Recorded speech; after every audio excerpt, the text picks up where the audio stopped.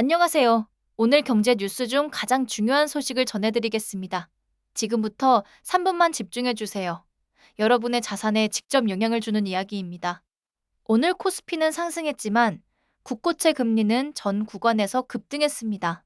3년물은 3.34%까지 뛰었고 10년물도 동반 상승했습니다.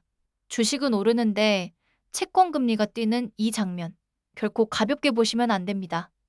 예적금 금리와 주택대출 금리에 다시 압력이 커지고 있기 때문입니다. 배경부터 보겠습니다. 시장은 지금 경기 둔화 신호와 물가 재반 등 가능성을 동시에 보고 있습니다. 코스피는 외국인 수급에 따라 버티고 있지만 채권 시장은 한국은행의 기준금리 인하 기대가 늦춰질 수 있다고 해석하고 있습니다. 이 때문에 국고채 금리가 오르면 은행의 자금 조달 비용이 함께 올라가고 결국 예금 금리와 대출 금리에 파급됩니다.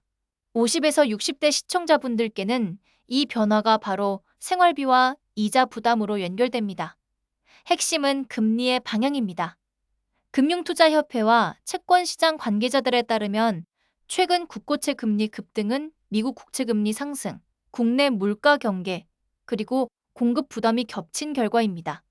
특히 3년물 3.34%는 단기 자금 시장에 민감한 신호입니다.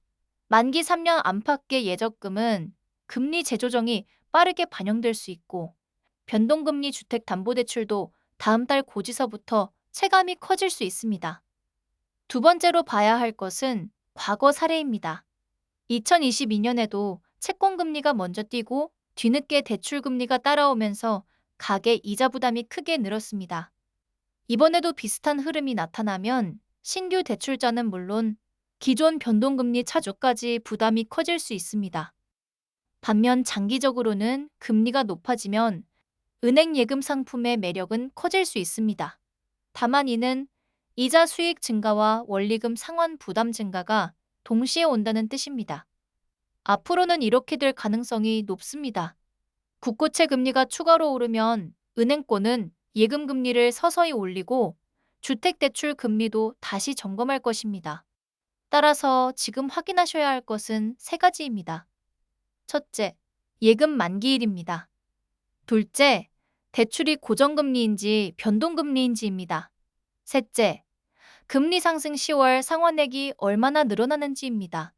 당장 특판만 보지 마시고 전체 이자 구조를 꼭 점검하셔야 합니다. 정리하겠습니다. 코스피가 버티는 동안에도 국고채 금리가 전 구간에서 급등했다는 사실은 금리 부담이 다시 우리 생활로 번질 수 있다는 경고입니다. 여러분의 소중한 자산을 지키시려면 예적금 만기와 주택대출 조건을 지금 꼭 확인하세요.